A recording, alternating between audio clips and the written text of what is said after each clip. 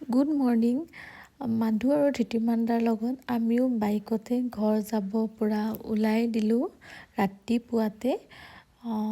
আমি ট্ৰেইনত যোৱা কথা আছিলে, কিন্তু ভাবিলোঁ যিহেতু ধৃতিমানদা আৰু মাধু আহিছে তো একেলগে আমিও গুচি যাওঁ। আৰু বহুদিন এনেকৈ বাইকত বহুত দূৰ মানে যোৱাই নাই কাৰণে অকণমান আহিয়ে মোৰ ইমান পিঠি বিষাইছে, ইফালে মাধুৰো বিষাইছে। তো অকণমান নামি মানে চাহ তাহ খাই ল'লোঁ।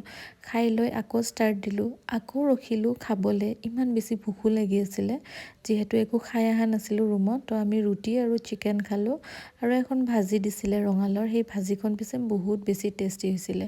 ইফালে শাহু মাও ফোন কৰি আছে, কেতিয়া আহি পাম কেতিয়া আহি পাম।